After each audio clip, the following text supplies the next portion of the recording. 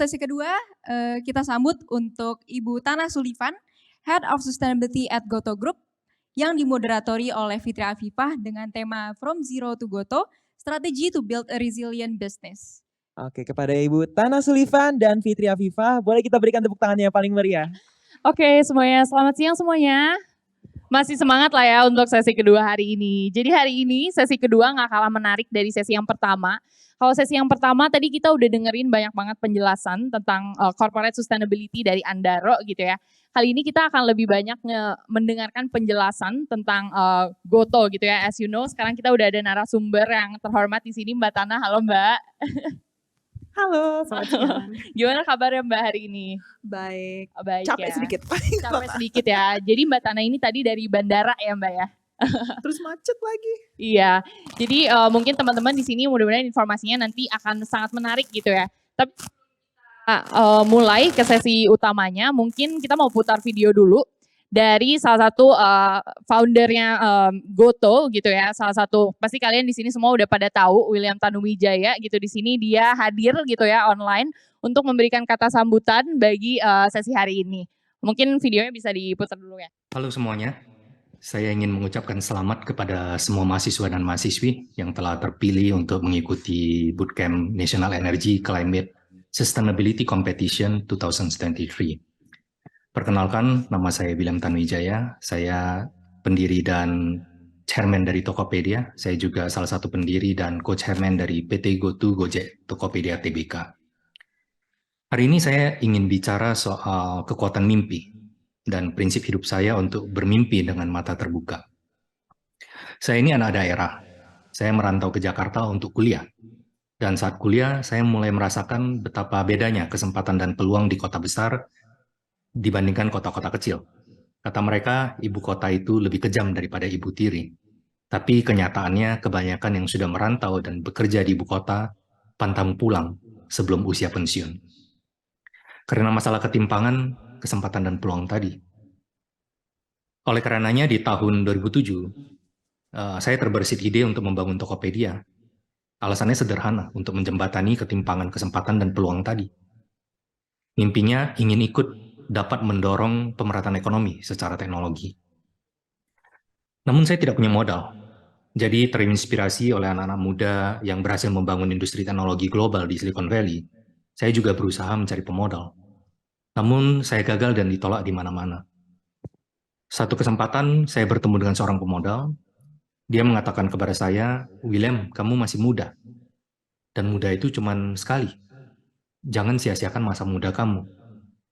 Role model kamu, orang-orang yang mendirikan perusahaan teknologi di Silicon Valley, mereka ini adalah orang-orang yang terlahir istimewa.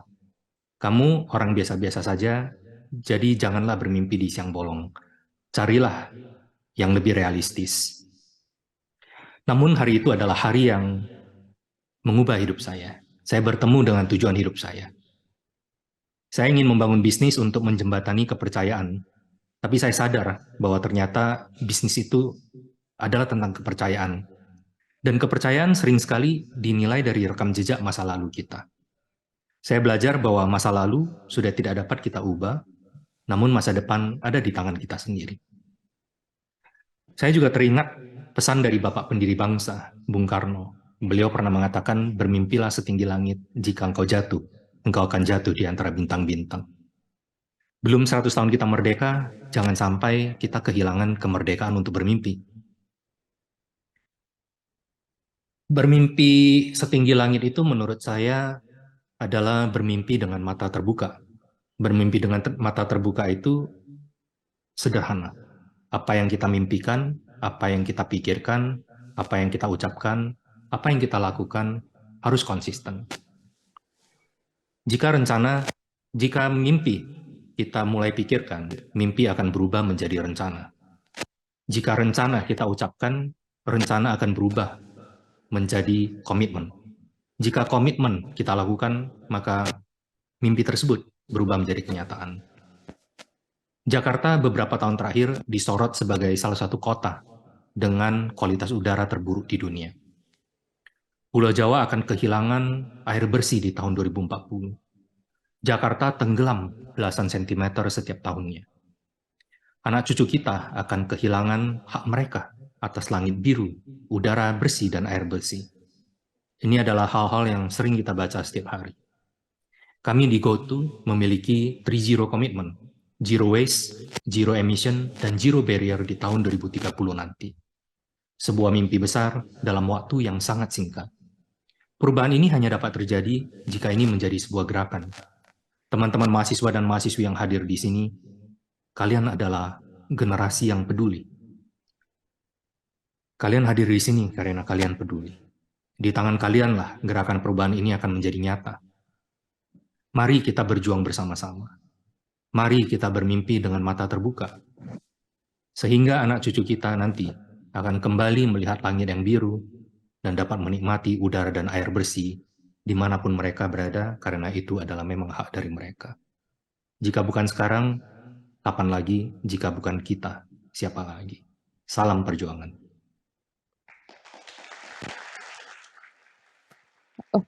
Oke, begitu sambutan dari Pak William Tanuwijaya ya, sangat menyentuh ya teman-teman. Jadi kalau yang punya mimpi gitu ya, ini saatnya kalian akselerasi mimpi-mimpi kalian gitu ya. Jadi hari ini sesinya aku bersama Mbak Tanah nih, mungkin di sini teman-teman ada yang belum tahu. Jadi Mbak Tanah ini adalah salah satu group of head gitu ya, titisannya Pak William juga hari ini gitu ya, untuk ngobrolin lebih jauh tentang sustainability dan bidang korporasi itu tersendiri, terutama GoTo. Mungkin dari Mbak Tanah silakan perkenalkan dulu mungkin. Ya, salam kenal semua. Nama saya Tanah. Cocok banget kan dengan kerjaannya. Jadi Mbak Tanah ini Bukan orangnya sengaja ya. Iya. Oke. Ya, jadi saya Head of Sustainability di GoTo Group. Di dalam fungsi sustainability itu ada Gojek, GoTo Financial, dan Tokopedia. Jadi kita tanggung jawab untuk semua inisiatif-inisiatif sustainability yang di setiap perusahaan di dalam GoTo Group. Gara-gara itu saya selalu capek, selalu pusing, karena memang kerjaannya banyak banget dari sisi lingkungan. Jadi dampak lingkungannya semua Gojek, GoTo Financial, dan Tokopedia, apalagi ke inisiatif dan isu-isu sosial juga, dan tata kelola, jadi governance. Jadi di bahasa Inggrisnya environmental, social, dan governance priorities-nya GoTo. Saya campurannya, jadi maaf nanti saya bahasanya juga campuran bahasa Inggris dan bahasa Iya Mbak, Indonesia. nggak apa-apa. I think di sini juga orang-orang mungkin udah pada aware juga ya bahwa Mbak Tanah ini emang dia yang mengakselerasi semua program-program di GoTo gitu ya. Mungkin aku mau tanya sedikit sih perjalanan karir Mbak Tanah nih ya, sebelum ke bidang sustainability dan sekarang di GoTo gitu ya representatifnya. Mungkin Mbak Tanah bisa ceritain perjalanannya gimana, sama mungkin apa sih yang Mbak Tanah pegang sekarang di GoTo, project-projectnya apa, mungkin bisa di-share juga ke teman-teman. Jadi sebenarnya perjalanan karir saya nggak terlalu strategis ya, karena agak little bit accidental dan juga a little bit strategy dan passion, banyak passionnya. Tapi memang dari dulu saya selalu peduli sekali dengan lingkungan, hal-hal lingkungan dan environmental issues. Jadi saya kuliah S1 dan S2-nya di Australia, dan memang itu di Australia itu dekat pantai dan dekat nature. Saya selalu setiap weekend di nature, hiking, lari. Saya suka lari dan mountain hiking juga. Jadi memang di Australia kan environmentalnya it's very very strong kan. Apalagi sekarang kalau kalian tahu Australia yang paling kena dengan isu climate change. Iya, banyak kebakaran hutan ya Mbak ya. Di sana sangat ini banget. Iya, jadi sebenarnya mereka juga vulnerable sekali, apalagi di Indonesia. Ini hometown nyokap saya, mama saya. Jadi mama saya memang asli orang Betawi dari Jakarta. Jadi Jakarta kita udah tahu kayak banjiran, masalah rising temperatures dan lain-lain. Jadi benar-benar dari dua sisi itu saya tahu banget itu penting sekali buat apa yang saya bisa lakukan. Pasti ada jalan, harus kerjain gitu. Jadi dari kuliah memang udah ikut beberapa komite untuk environmental issues dengan kerjaan saya pertama itu di Amnesty International, jadi itu human rights organization tapi dari chapternya Australia. Dari pas selesai S2-nya saya langsung masuk ke Foreign Service, jadi Kemenlu-nya Kanada, karena saya warga negara Kanada. Mau jadi WNI tapi nggak boleh katanya. Nggak boleh ya Mbak, jadi bolak-balik terus Mbak. Kanada berapa kali bolak-balik ke Waktu Indonya? kecil Iya. nggak pernah. Jadi saya masuk ke Kemenlu-nya Kanada tapi belum pernah ke Kanada. Lucu juga sih. Iya. Tapi ya jadi saya benar-benar mau kerja di dalam Foreign Service. Karena mimpinya mau jadi kayak representatif Kanada atau apalah diplomat gitu, tapi kerjain foreign policy-nya dari sisi environmental issues juga. Jadi academic background-nya saya sebenarnya di natural resource security. Jadi itu yang saya kerjain dari dalam pemerintah Kanada. My first posting tapi sebenarnya di Tokyo. Kenapa? Karena Jepang itu mereka pertama ada banyak isu natural resource security juga, dan kedua saya juga S2-nya di international security.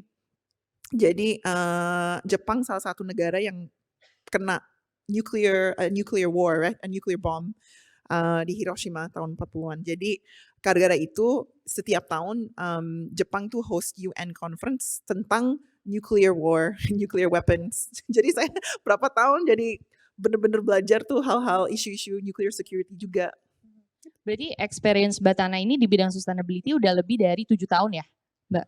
Coba Saya dikoreksi. lebih tua dari itu. Oh, lebih tua dari itu. Kurang lebih perjalanannya udah panjang banget gitu ya.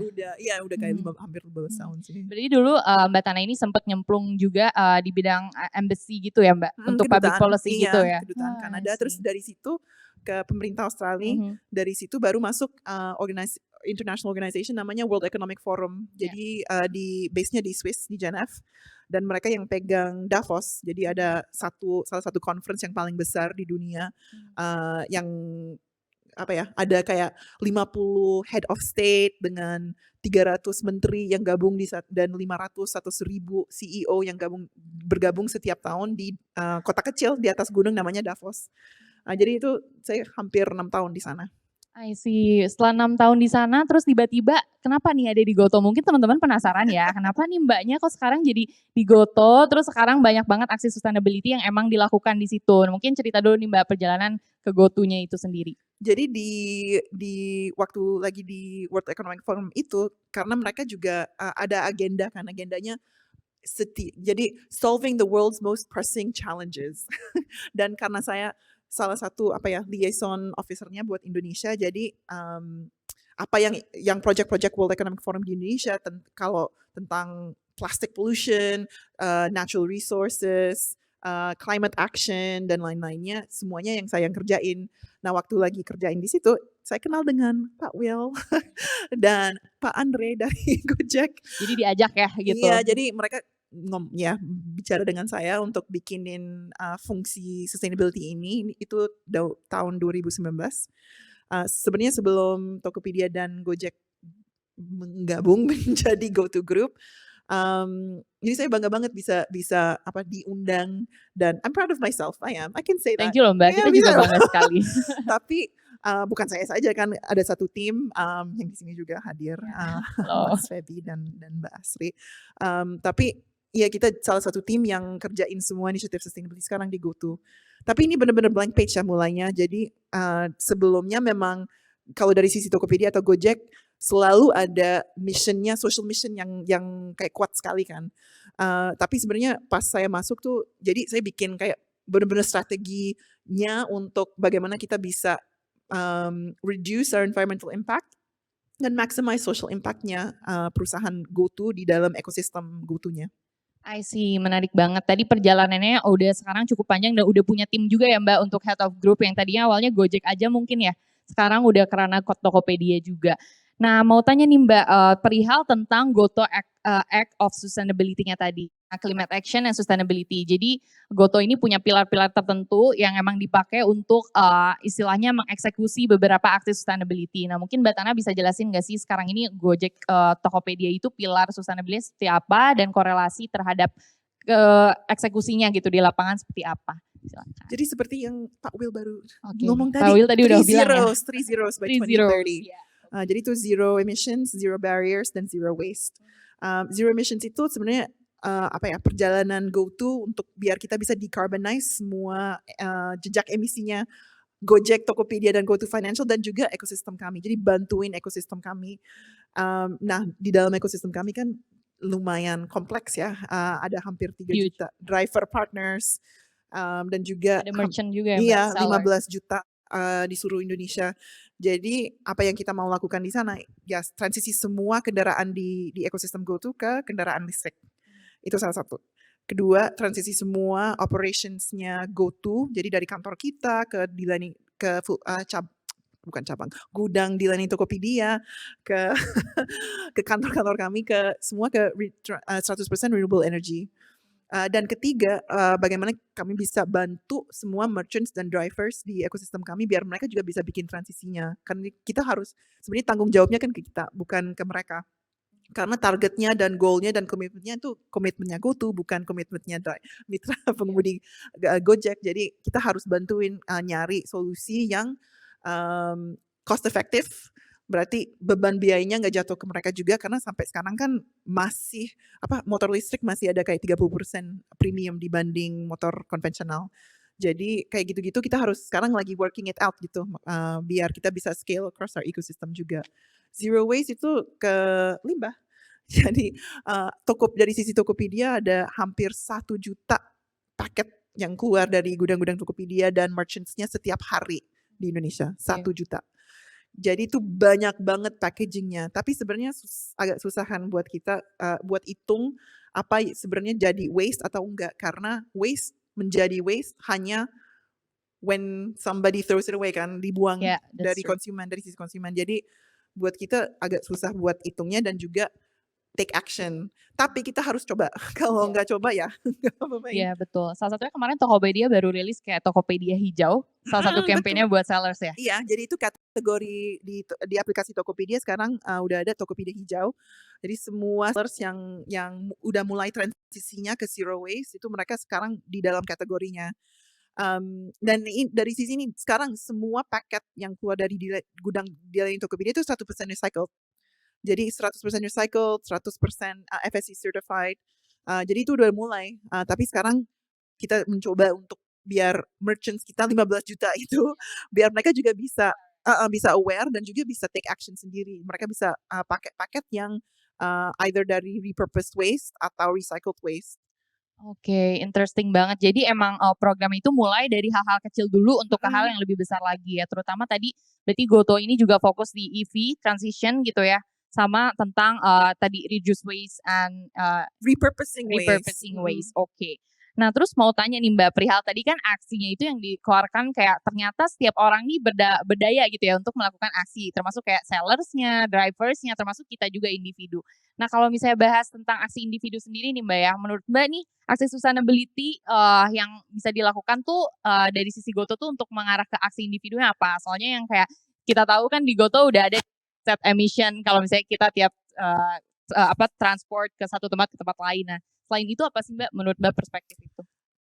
Ini penting ya dulu, saya mau Oke. jelasin. Sebenarnya kayak fitur-fitur carbon offset, Yes. kasih contoh di aplikasi Gojek, itu bukan karena tanggung jawabnya jatuh ke individu-individu konsumen. Itu masih tanggung jawab kita sebagai perusahaan. Karena industri itu yang paling penting untuk transisi operations-nya biar benar-benar ada dampak ke emisinya Indonesia Indonesia kan. Sebagai individu sebenarnya kita jejaknya kecil sekali kalau Iya. kita hitung. But it doesn't mean you don't do anything. Jadi masih tetap harus kerjain take action lah biar lebih jejaknya lebih kecil dan benar-benar credible juga.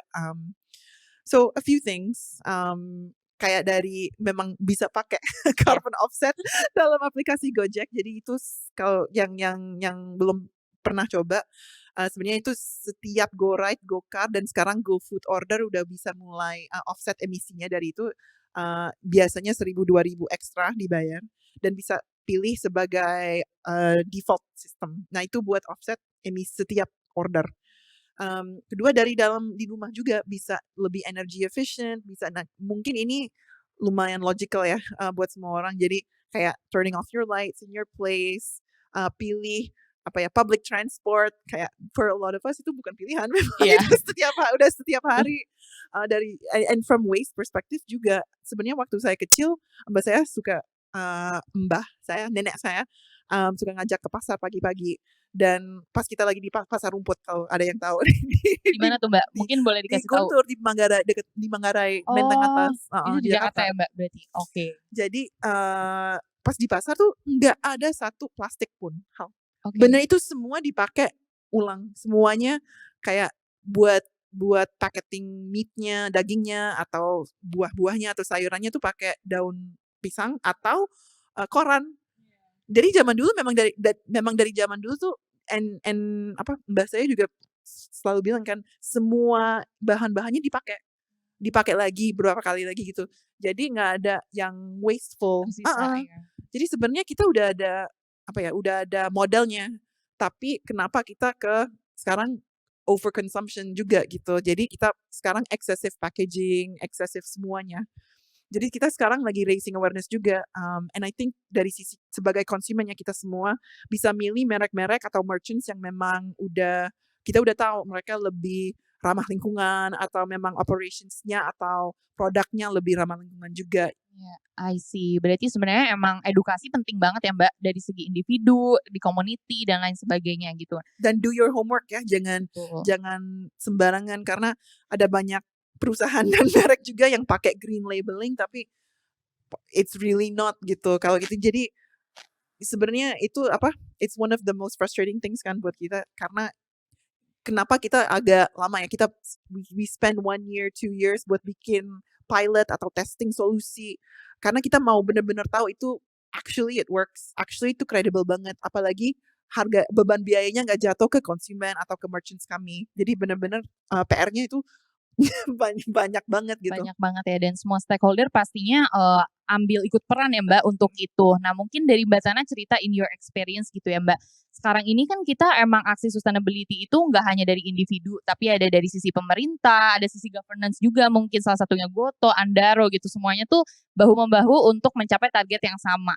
Nah mungkin pertanyaannya adalah kayak seberapa sih pentingnya level si awareness itu satu. Terus yang kedua, apa yang bisa dilakukan dari masing-masing stage peran itu sendiri? Kayak misalnya dari segi government-nya gimana, dari sisi kita individu gimana. Soalnya kan kadang sebagai individu kita nggak gerak kalau misalnya pemerintah nggak gerak gitu. Nah itu gimana Mbak perspektif? Wah takut ngomongin pemerintah. Takut ya? Oke, kita ngomongin aja Goto. Jadi, oke gini. I believe ya di power of public institutions. Dulu saya kerja di pemerintah, jadi saya benar public servant dari awal karir.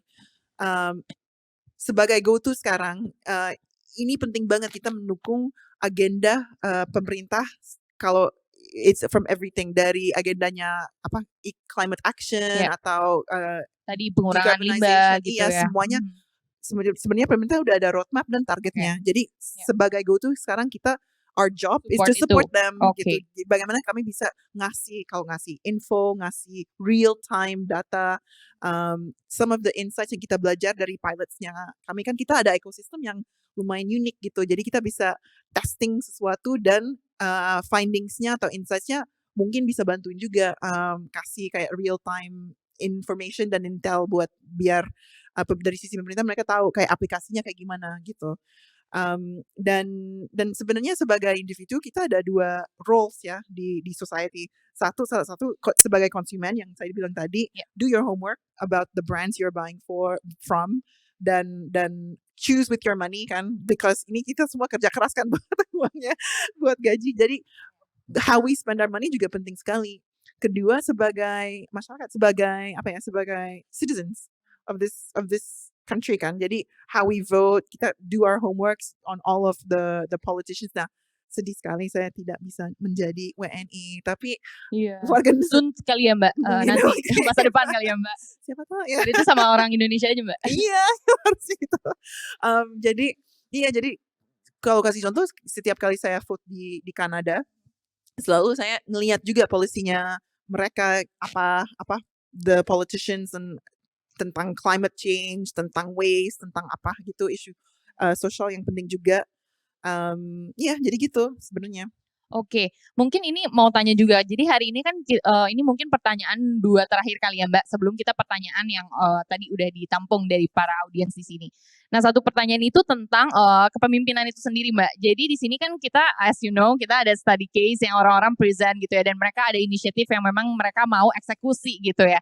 Menurut Mbak sendiri untuk perkembangan si green economy ini dan juga kayak inovasi-inovasi anak muda ini tuh perspektifnya gimana sih Mbak? Sama mungkin dari Mbak ada tips gak sih untuk anak-anak muda di sini yang tadi punya inisiatif gitu untuk do things, untuk mulai aja dulu gitu untuk si inisiatif sustainability-nya. Itu gimana? Kerja dengan kita dong. Enggak, karena sebenarnya efforts-nya kami itu we cannot do it alone, nggak bisa sendirian. Jadi kita memang harus partner dengan partners lain yang besar sampai yang kecil juga, yang baru mulai. And mungkin kalian ada ide atau solusi yang memang bisa diintegrasi ke dalam ekosistemnya GoTo atau bisa bantuin kami dengan 3-0 targets-nya kita setiap tahun. Sebenarnya 3-0 targets-nya atau roadmap-nya semuanya sekarang sudah public di website-nya kami, di GoTo website. Jadi itu semua bisa dilihat juga key priority areas-nya kami apaan gitu. Jadi kalau kerjain, if you have an idea atau solution yang memang relevan untuk 3-0-nya kami, please, we'd love to partner with you. Karena ini memang benar-benar group effort ya untuk biar kita bisa mencapai target-target zero emissions, zero waste atau zero barriers. Dan the green economy overall itu memang it will just grow and grow opportunities-nya. Dan sekarang you don't have to work in kayak perusahaan yang ada sustainability function. Sebenarnya semua perusahaan, semua industri harus ada sustainability effortnya dan agendanya, karena kalau enggak you will be irrelevant. Jadi itu benar-benar skill set dan knowledge base yang penting sekali dan relevan sekali untuk sekarang dan masa depan. Ya, betul tuh. Jadi anak muda jangan takut ya untuk ke green job juga ya Mbak ya. Untuk kita mulai aja dulu tentang sustainability yang bisa dilakuin. I think itu aja sih Mbak, pertanyaan dari timnya udah kerangkum juga. Tadi ada salah satu audiens yang bertanya karena time constraint juga. Jadi mungkin kita akhiri untuk sesi Goto kali ini. Mungkin kalau misalnya dari teman-teman ada yang mau bertanya langsung ke panitia, bisa banget nanti ditampung untuk tanya langsung ke Mbak Tana gitu ya. I think gitu Mbak. Dari Mbak ada mungkin pesan terakhir buat anak-anak di sini? Please keep trying, keep Okay, let's going. go. Ayo. Mulai, itu pasti ada jalan, mulai aja dulu ya. Mulai aja dulu ya, jadi jangan takut untuk mulai. Oke, sekian sesi hari ini. Thank you banget teman-teman. Semoga masih lanjut ya ke sesi selanjutnya. Thank you Mbak Tana for the time.